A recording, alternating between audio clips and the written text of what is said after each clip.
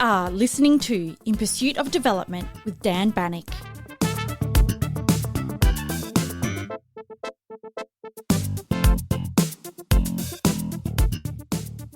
Across the world, trust in politics is under strain. Citizens are questioning whether their leaders are truly listening, whether elections make a difference, and whether promises of opportunity ever materialize. But if you want to understand how those sentiments are actually evolving, not in Washington, Brussels, or Beijing, but in Accra, Nairobi, or Johannesburg, there's really one place to go. Afrobarometer, which is a pan-African and non-partisan survey research network that has spent more than 2 decades capturing the pulse of public opinion across the continent. It is the world's leading source of high-quality data on what Africans are thinking about democracy and governance, about the economy and public services, about freedom, justice, and the everyday conditions that shape people's lives. The data they produce help journalists test political claims, give policymakers an honest mirror of how their citizens are feeling, and allow scholars like myself to trace how values and expectations are changing over time. In many ways, Afrobarometer tells the story of Africa from the inside out, through the voices of its people rather than through the assumptions of outsiders. My guest today is Joseph Azunka, the organization's Chief Executive Officer. Joseph has overseen an extraordinary expansion of the project, guiding field teams that operate in some of the most challenging environments imaginable, from fragile democracies and conflict-affected areas to countries facing new economic headwinds and shrinking civic space. In our conversation, we explore how African citizens themselves perceive the direction their countries are heading. We talk about the hopes and frustrations of a young and increasingly educated population, the widening gap between generations, and the paradox of political engagement in an age of social media where many young people are more likely to protest than to vote. We also discuss what Afrobarometer's latest findings reveal about democracy's resilience on the continent, the persistence of big man politics, and the changing balance between accountability and performance that citizens expect from their leaders. And finally, we turn to what happens when vital sources of funding for independent data and research begin to dry up. What are the risks for Africa's evidence ecosystem, and why does this matter for everyone who cares about governance and development globally? That's all ahead, a fascinating and data-rich look at how African citizens themselves are redefining democracy and development in the 21st century. If you enjoy this episode or have thoughts about the issues we discuss, I'd love to hear from you. Please also consider rating or reviewing In Pursuit of Development on your preferred podcast platform. It helps others discover the show and join these global conversations. And of course, do share the episode with colleagues, students, and friends who might be curious about the changing landscape of democracy and development.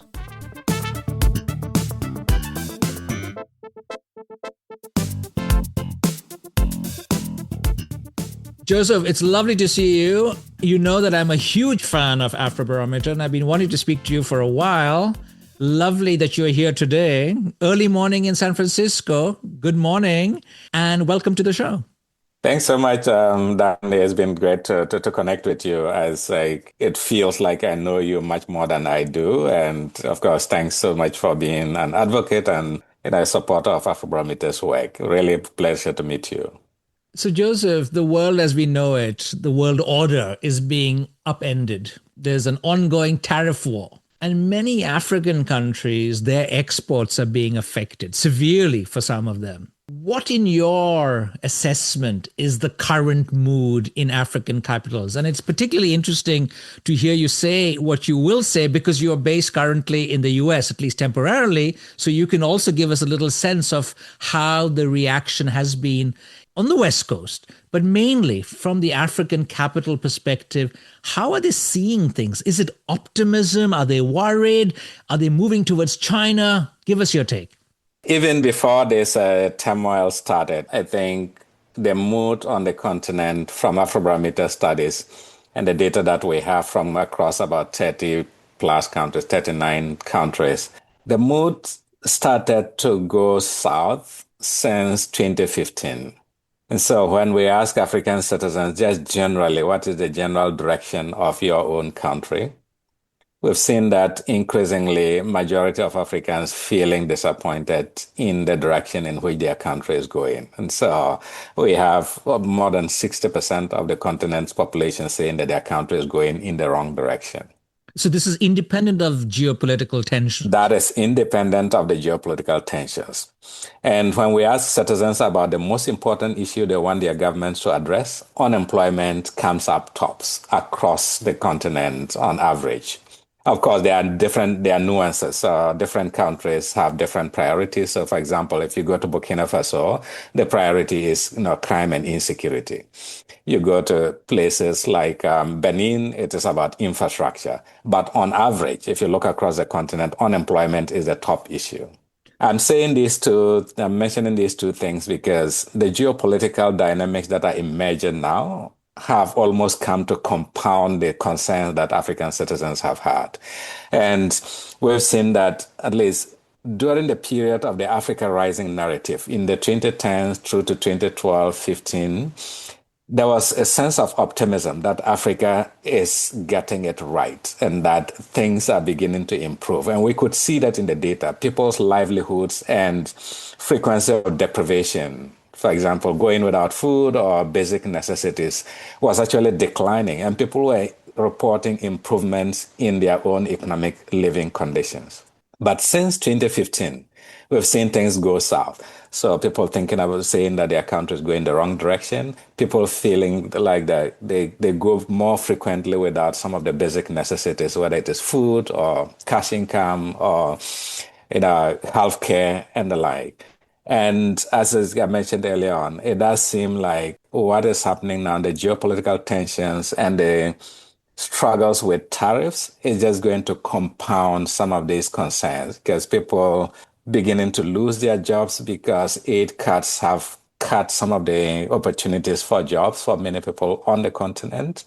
And we are currently in the field about to finalize around 10 surveys. We don't have that data yet, but it is possible that we would begin to see this sentiment actually even become more pronounced across the continent. So there are, of course, some small countries that have been targeted with huge tariffs, but also South Africa. Right. Absolutely. So it's cutting across the board. But I want to go back to what you said earlier. One of the common features of many of your reports from Afrobarometer is the hunger for jobs.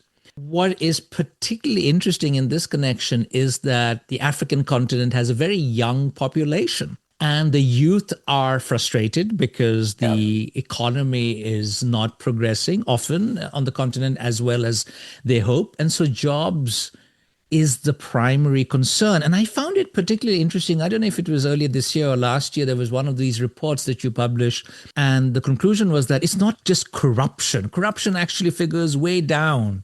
It is more about jobs. Can you say a little bit more about this frustration that you find in many of these reports, the frustration from this very young population on the continent? Right. So there are a number of areas of tension. And of course, the lack of employment and the lack of employment also compounds the attitudes that young people have. So when we look across the continent, on average, young people below 35 years are way more educated than their older, the older generations. And we have highlighted this situation where young people are relatively more educated, but they are more likely to be unemployed.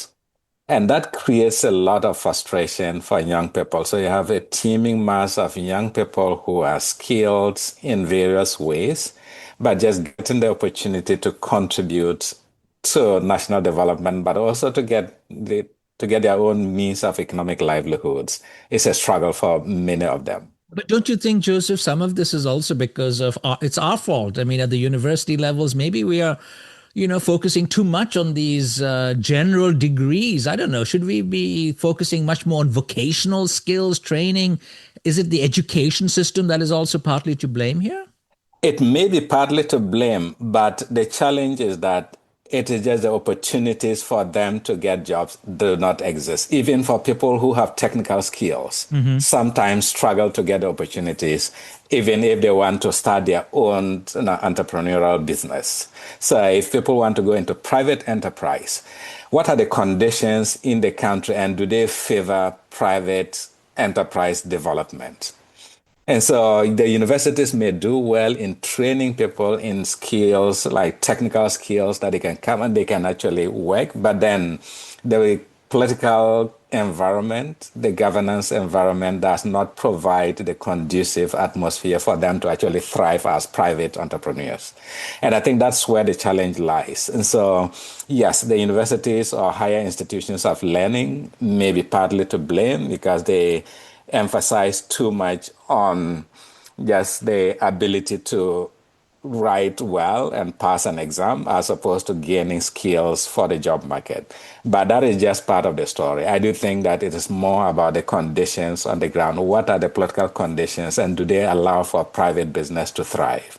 So apart from, of course, the job issue, the other thing, Joseph, when I teach and some of my students and also colleagues, they highlight is it's the political representation. That is also an issue that leaders are too old and political parties don't seem to be prioritizing, the wishes, the priorities of the youth. So there is, and I may be exaggerating, but I often get the feeling, Joseph, that there is a widespread dissatisfaction with how politics has benefited the younger generation, that leaders are older, political parties are not including them. Somehow they feel that their political avenues for really influencing daily politics is somewhat narrowing. And that has, despite this education, this increase in education, as you were highlighting, that field does not seem to be broadening.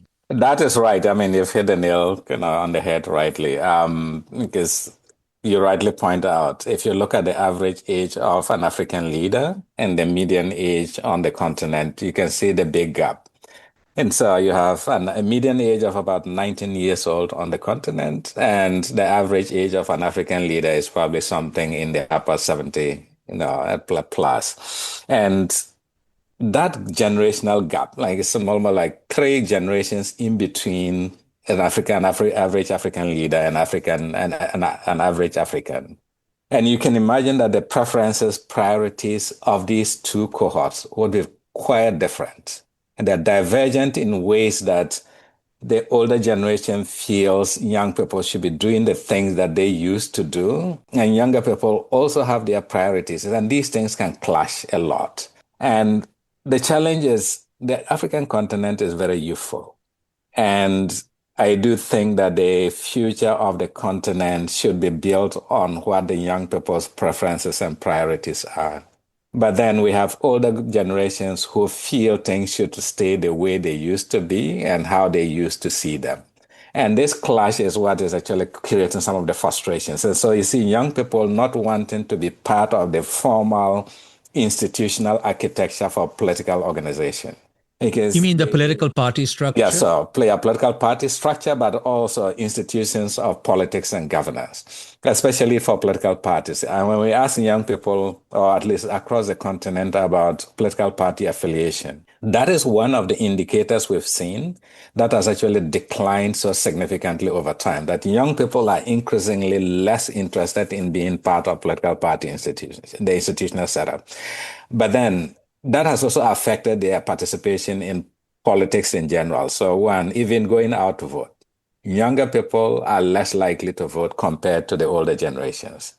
And so their frustration with the political system and their inability to access, opportunities for jobs has sort of alienated young people to a point where they feel their voices they are not able to participate in the political process through the political party system because there's this gatekeeping mechanism where you've got to wait your turn and, you need to be old enough to be able to be really part of the formal political structures. But secondly, that they think, voting is just a waste of time. What is the point voting when, the change in leadership doesn't really reflect what you are hoping for? And you see many of them being, distancing themselves from political parties not wanting to come out to vote. And it's not because they are not politically engaged. Young people are politically very active on different channels. But the formal institutional architecture is what they seem to just be moving away from. One challenge is that political parties are often controlled by one person, often a person with money or with financial backing. And that person is usually not young. And so whatever happens in that political party, if you think about the conventions, if they are held at all, the national conventions or the leadership struggles, it's all determined by this one, individual and his or her family. So that is one challenge in terms of financing of political parties. But there's also sometimes, I get this impression, and you must correct me if I'm wrong, that in some societies, not just in Africa, but also in Asia, maybe, there is this idea that if you're not old, you're not wise. You have to, you can't be inexperienced. I remember many years ago, it was 15 years ago, I was speaking with Atupele Muluzi. Atupele Muluzi was the son of the former president of Malawi, and he was campaigning to be president. And there were all these rules saying you have to be, I think, 40, 41 or something. There's a threshold. You can't be too young, to compete. One thing is, of course, how political parties are financed, but also the extent to which society values age. But I was thinking also about something else, Joseph, which I think is a bit of a paradox. It's interesting when you say that young people don't participate or not vote as much, but they are on social media, they're on the internet. And I know that one of the big success stories on the African continent is how, one has fast-tracked access through mobile phones, bypass the landlines. And I know that the youth are very much active on social media, but also on the internet in general, and all kinds of media. They're very heavily involved in protests. I think some of your reports show that. Yeah. So it's a conundrum, so they're protesting, they're voicing their dissatisfaction on social media, and yet, as you say, they're not voting. And that's the paradox. And the question is, how else can you influence the political system if you stay out of voting? I do think African youth have the right to be frustrated with the political systems and the struggles that they go through, lack of employment, their inability to actually influence decision-making in political processes, which can be frustrating. And so they find an outlet. The outlet being, going on internet platforms, social media platforms to engage, to vent their frustrations. And, when you feel frustrated and you have an outlet, an opportunity to vent to the entire world, it can be a bit soothing. But then, unfortunately, that process, of course, young people are more likely to protest than older generations. And we've seen that happen across the continent, whether you're talking of Gen Z protests in Kenya or you're talking of Nigeria, protests against police brutality and other, issues and the like. So we do see young people being engaged, and they're more likely to protest than the older generations. Now, taking that, those frustrations to the ballot box and making a difference is where young people stop short of actually influencing the political process. But I think the challenge is also, what are the alternatives? Like, what are they presented as alternatives for elections? If older people are controlling the political parties, it is just that when they go to vote, they are voting for either maybe the worst of two or three evils, or the best of two or three evils in that sense. And so it can be frustrating. It gets a point where you feel like it's better not to vote. It's better to just sit back, vent your frustration on the internet, go out and protest against your leaders. And I do think we need to get to a point where the institutional architecture creates an opportunity for young people to be more actively involved. Otherwise, we continue to have these volatile situations where the governments are forced to suppress expression, are forced to suppress protests. And that is just because we are we're limiting the opportunities for young people to be part of the political process. And the only way then they can show it is to explode in the streets. And I think governments will do well by thinking about in what ways can we create opportunities for young people to actually exert their energies as part of the political process and to influence decision making within the political systems, as opposed to going outside of it and protesting? There have been studies, I'm sure you're aware of, documenting the influential role of WhatsApp groups. And I know in Nigeria, in many other countries, it's not just the private sector which uses WhatsApp.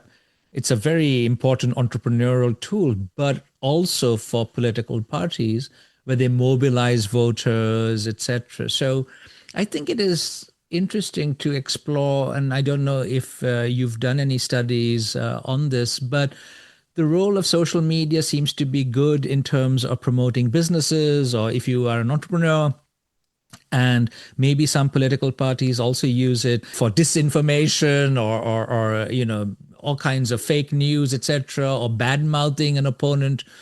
But it seems that WhatsApp has played somewhat of a influential role in some elections, don't you think? They have, and of course, yeah, mobilizing voters WhatsApp has been a big source of political mobilization, and I think there's hardly anybody on the continent, especially the young people, who don't belong to a minimum of 5 different WhatsApp groups, and you get to be so intimately connected in a way that almost nothing newsworthy will go by a day without you knowing that this is what is happening, because you will certainly see it from one or if not multiple platforms that you belong to. So one doesn't often go to the web portals of newspapers, but one is served the news through these WhatsApp groups, right? Absolutely. You are there at your home, you wake up in the morning and there's a stream of posts on different topics that, you can almost instantly know what is happening in your country, globally, without stepping out of the house. You don't have to even go to the internet website to look for these kinds of news. And I do think, of course, it creates a useful opportunity for engagement, for enlightenment, for providing people with the information that they need to understand what is going on around their world.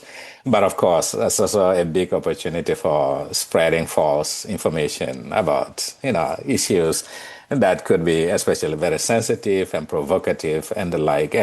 But then I think WhatsApp is a big tool that can be a valuable mechanism for political parties to create channels for young people to be part of the decision-making processes within political parties.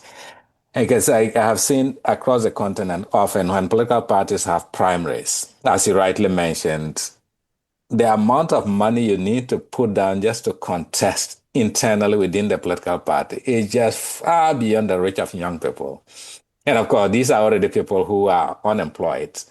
And so if there was a mechanism where political parties looked for other ways of raising capital, like social capital, your ability to attract people, voters, and like there should be other metrics beyond money. Yeah.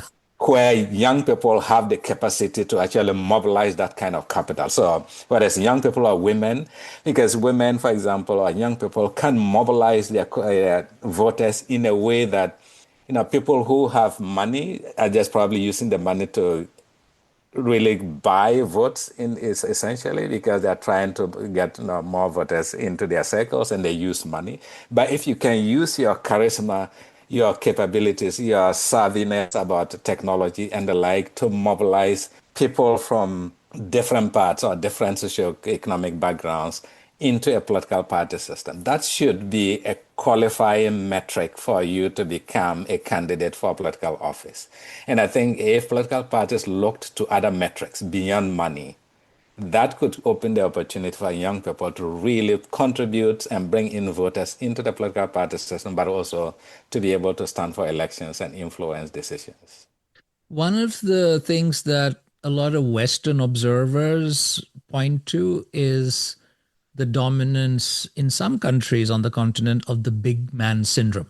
And this goes partly perhaps to explaining the difficulty for young people to even contest, because some voters or many voters would perhaps prefer to vote for candidates who have some resources to distribute, have an established track record, even if it's a handout during the election campaign, something.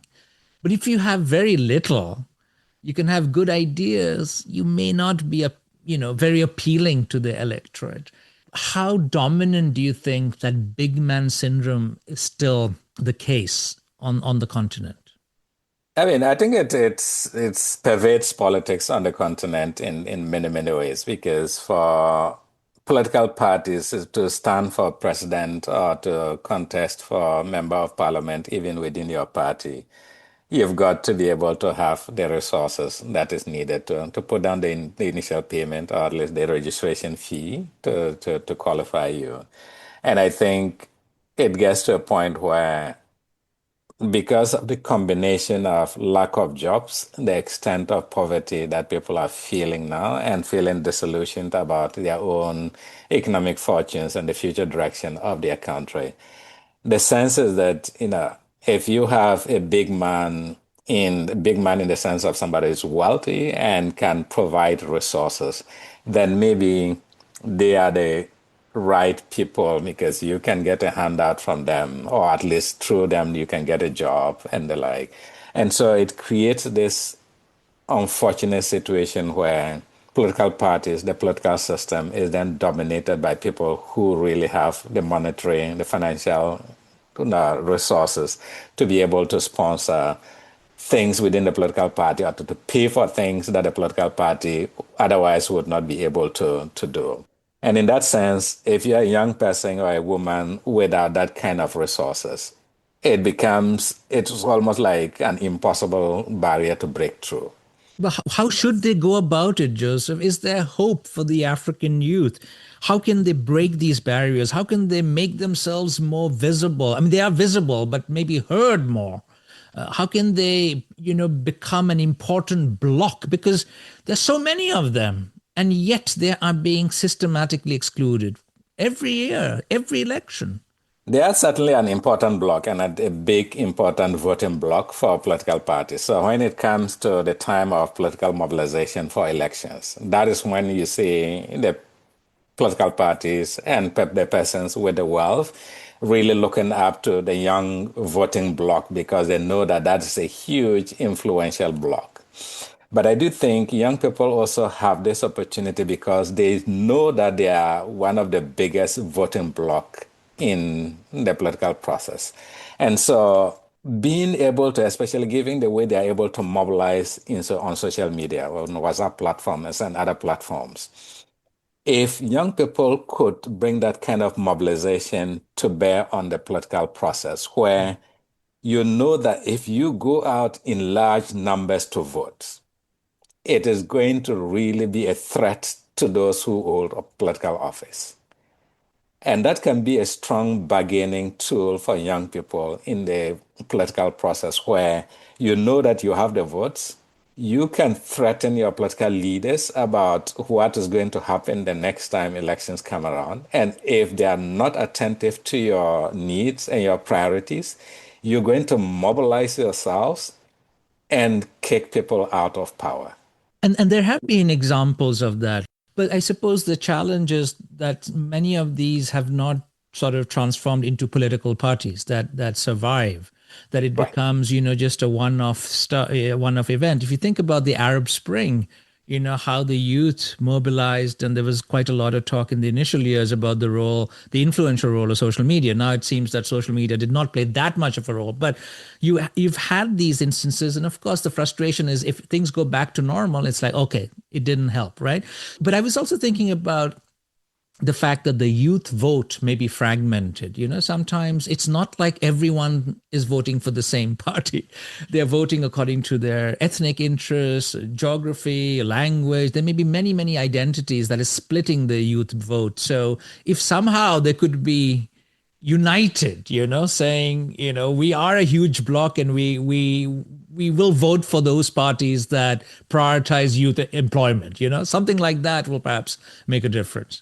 It certainly would. Of course, it can be difficult to have one voting bloc, but even within their different, political preferences, or political party alignment that may be defined by something else besides just being a young person, I think they can still make a big difference in the sense that if even within the political party you support as young people, if your leaders don't deliver, can you come together even within that system to say we're going to kick this person out because you did not deliver? And I think there's just the threat of course, politicians are always afraid when it comes to the risk to their ability to hold political office. And so if young people stood in a way that allowed them to come together, no matter what kind of formation they are, whether they are within a political party or as just a voting bloc within a particular constituency, to say that if people don't respond and they don't deliver, we are going to come together as young people and get these people out of power. And because they have the power, they have the votes. And it's just a matter of being credible in your threat. That if you Yeah. don't do this, this is what we're going to do. And they can do it. It's not like they cannot do it. So even if I support a political party, as a young person, if we came together as a group, if our member of parliament does not perform, we're going to kick you out the next time. And I think, having that opportunity, and I think that's the risk with African youth, where they are becoming increasingly less interested in going out to vote. Because then, if you don't vote, the change you expect will not happen.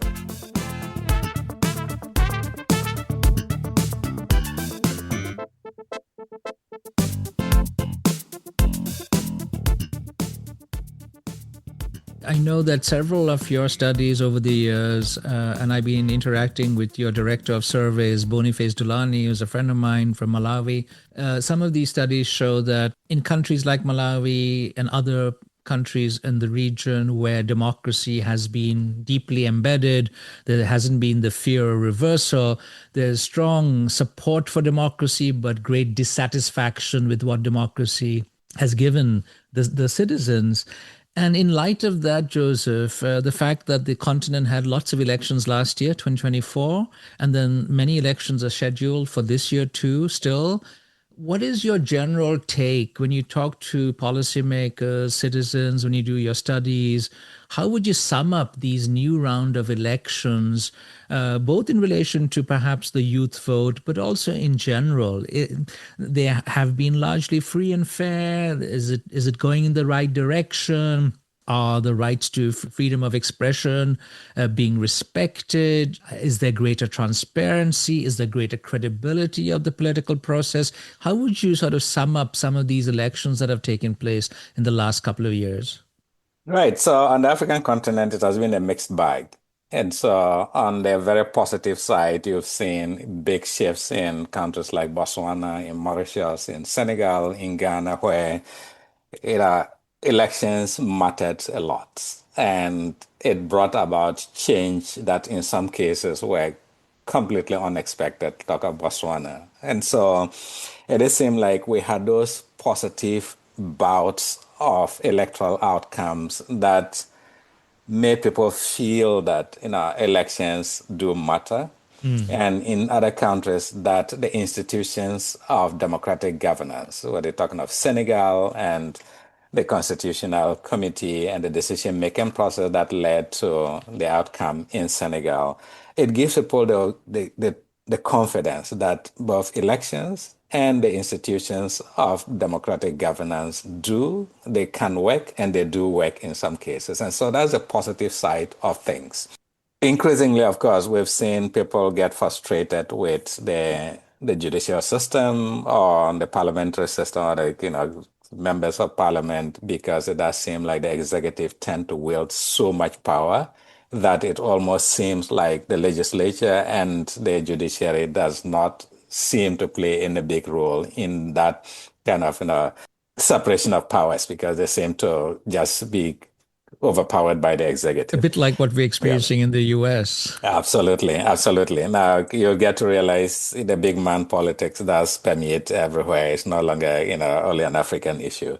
But So I think that's one of the big concerns about governance on the continent and the elections that we've held so far, that there has been these positive outcomes and positive stories. Unfortunately, in several other countries, we've seen the negative side of things, the very ugly side of politics, where one, across the African continent, if there's any indicator that has received popular support in terms of majority support from the Afrobarometer, is the respect for term limits. Even in countries where the constitution does not mandate term limits, majority of citizens still want their presidents to abide by 2 terms. And so it is worrying when you see politicians and political incumbent presidents want to tamper with the constitution to shift the goalposts and having to shift things and then create opportunities for themselves to run for a 3rd term or a 4th term and the like. And of course, some going for 5th, 7th, 8th terms and the like. And that just continues to deepen this generational divide that older people are occupying the highest political office and they don't want to give way and they keep tampering with the constitution, or they just keep running, making things up and trying. I often say it is just playing with the rules to play by the rules in some ways, because then you feel like you're shifting what is supposed to be constitutionally mandated. But even in countries where there's no term limit requirement in the constitution, I hope that African governments would know that their citizens who want their presidents to abide by 2 terms. And that is a constant across the continent, regardless of the type of regime. And that is where one of the biggest challenges have been. So whether you're talking of Togo or Cote d'Ivoire, where there are now issues of just changing the constitution to entrench themselves in power, it is not something that is aligned with citizen priorities and preferences. And that is going to probably be the biggest challenge in the upcoming elections, where some of the elections are being run on the basis of a president just wanting to extend their term.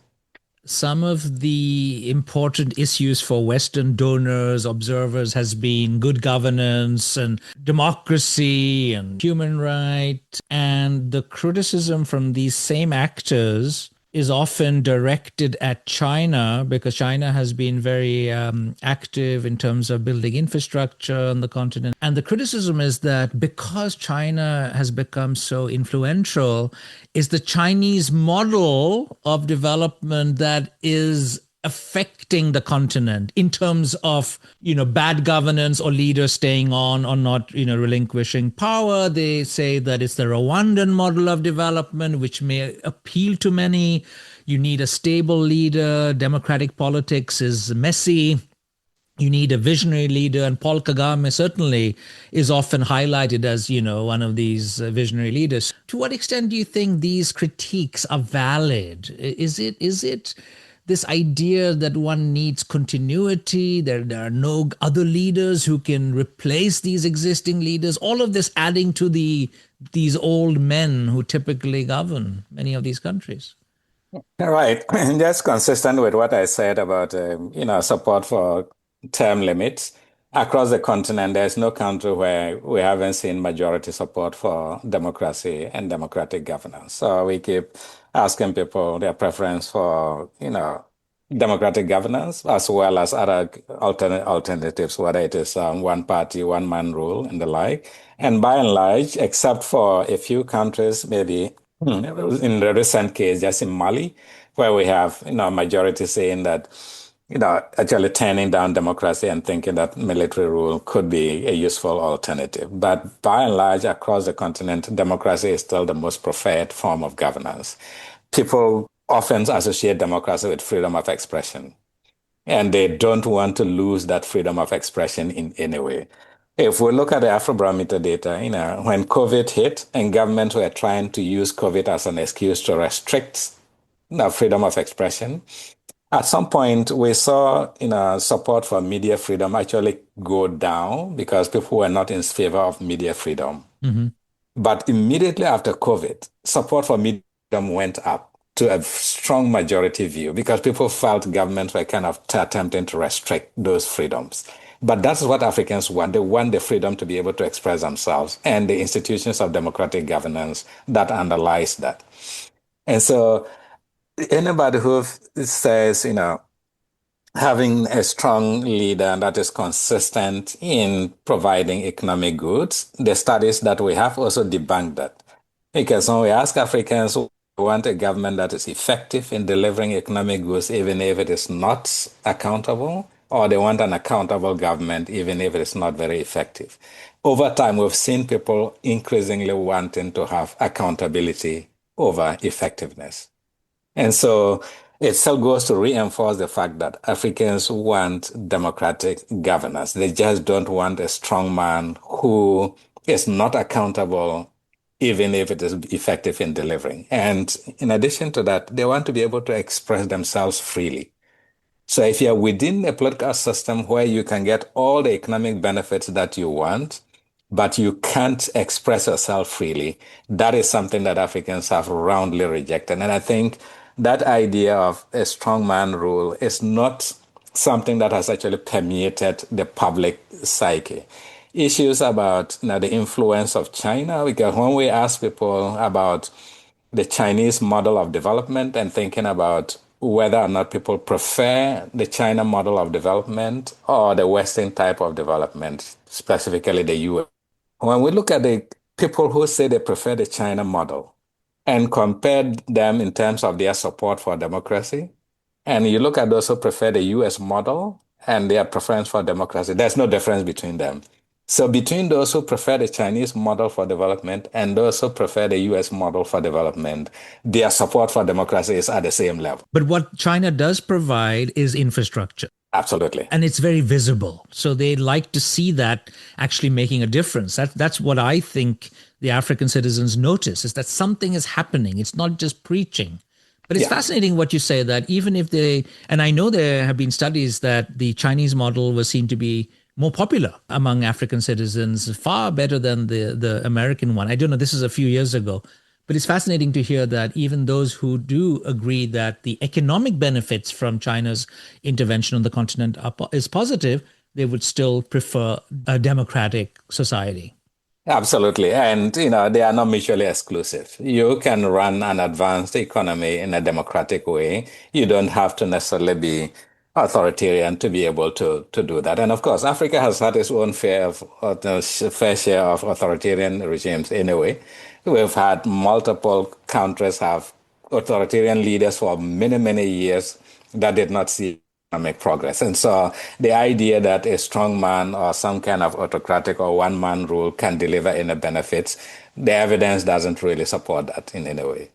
One of the many pleasures I have as an academic is going on field work, helping my students in terms of giving advice on how they should do field work. And there are some countries where it is easier than others, some situations where it is easier than others. You need networks, you need roads, you need access to people, you need to feel safe. There may be infectious disease outbreaks, there could be floods and cyclones, you name it. Now, I know that some of these challenges are also, common for you guys in Afrobarometer. So I want to ask you how you go about it when you do these Pan-African surveys. Very, very heterogeneous conditions, very different countries, different types of threats. How do you go about it? What works and what do you find most challenging when you gather data? That's a really good question. And I do think in many ways, first of all, Afrobarometer has a basic set of criteria which must be satisfied before we can conduct a surveys in a given country. And we've documented this very firmly in our survey manual. So first of all, we have to have a census frame that is no older than 10 years, or that there are good population projections that can allow us to draw a truly representative sample. And of course, as an academic, and many of your listeners may know, you would need a truly representative sample to be able to say anything about the broader population. The second one being that, there's the political situation is such that we can confidently send people to the field without feeling, at least without the worry of insecurity. Because we conduct face-to-face interviews, we send people into different locations in each country. And the random nature of selecting the enumeration areas is such that it can fall in any part of the country. So if we cannot guarantee security of our survey, our research assistants, then we are not able to do that. So, for example, we've had to skip Sudan this time because it's just not possible. We've had to skip Ethiopia because some parts of Ethiopia is not accessible. And so we do that. The third component being that we have an institutional partner in the country that is willing to lead the research, conduct the analysis, and engage with governments and policymakers in the country with the credible findings. Partner, right? A credible partner, yes. And of course, the final piece being that in addition to the political conditions, that people are free to express themselves, that they can freely talk about their governments without feeling that somebody is watching them. And so if these conditions are met, then we are able to conduct the surveys. If we have one of these conditions not being met, then it becomes difficult for us to conduct the surveys. What about Ebola outbreak? How do you tackle that? Right. So if there are health emergencies, of course, those are episodic. So when they do happen, of course, we would just also put a halt to it because those are kind of calamities that are unforeseen. So the predictable factors that we've laid the ground, the kind of criteria for them. But for unpredictable situations, like if there are cyclones or there are floods that have affected large swaths of a country where we cannot reach certain parts of the country, or there's an outbreak of Ebola or other diseases that we cannot reach a particular population, then we do halt it. We can't conduct the surveys in those countries.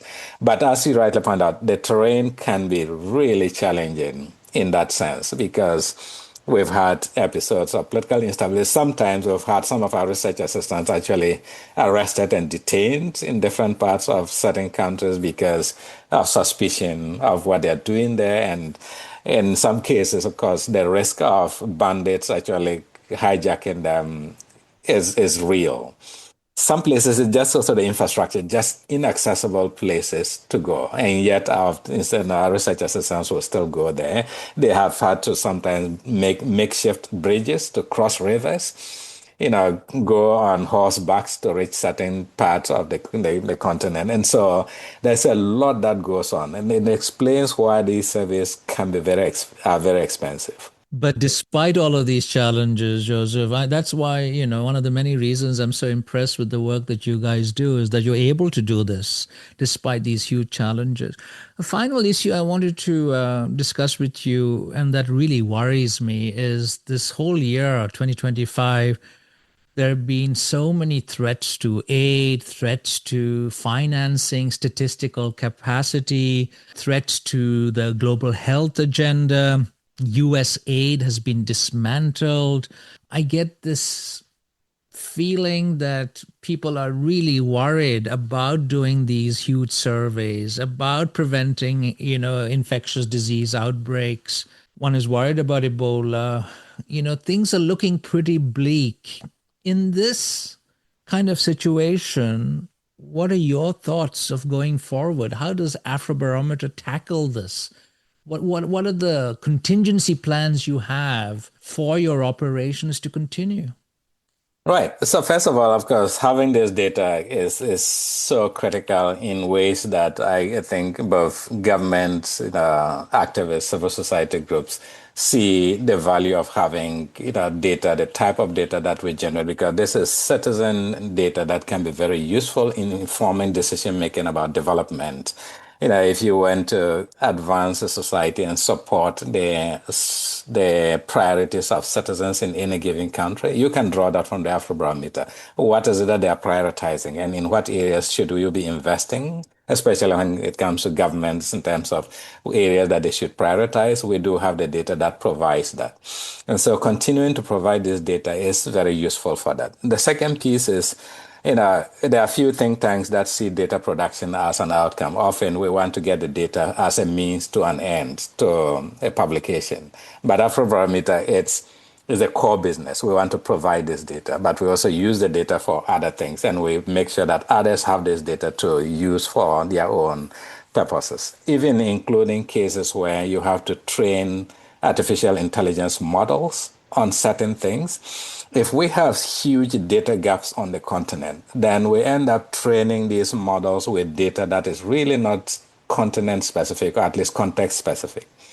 The Afrobarometer, that data does provide the opportunity for situations where you want to train artificial intelligence models that can be valuable for policy making, so that policymakers can rely on some of these artificial intelligence models. But we need this kind of data to feed into some of those. Have you lost some of your funding? I'm sure you have of late. Yeah, we have lost some of our funding. And so what we've been thinking, of course, the USAID used to provide us some funding that is now gone. And so we used to have strong partnerships with research institutions in the US where we bounced the ideas by each other, whether you're talking of the National Endowment for Democracy or you're talking of the U.S. Institute of Peace. And we had strong research partnerships as well as the financial collaborations with USAID and some of these partnership institutions, including State Department. But all of that is gone.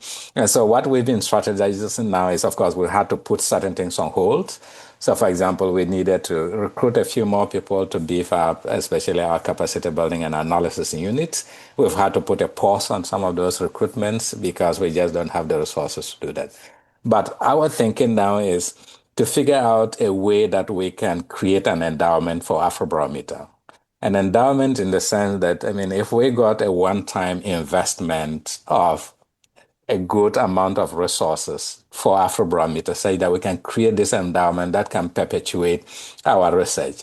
Then in that case, this horrors of instant break in funding that then creates the risk of Afrobarometer actually just collapsing and not becoming non-existent, and creating, I think, non-existence of Afrobarometer is just going to create a ripple effect in the data gaps on the continent in ways that may undermine development processes. So our hope is that we will get some kind of injection of a one-time donation from different partners that allows us to create an endowment, and that endowment then can kind of sustain our operations going into the future.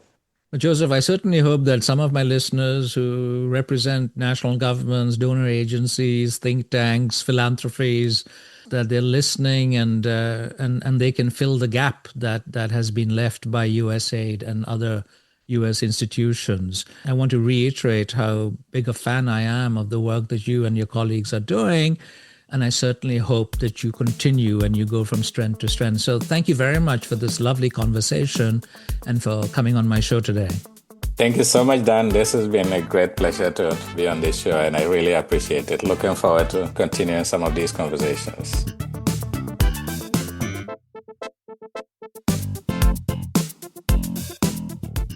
Thank you for listening to In Pursuit of Development with Professor Dan Banik from the University of Oslo. Please email your questions, comments and suggestions to inpursuitofdevelopment@gmail.com.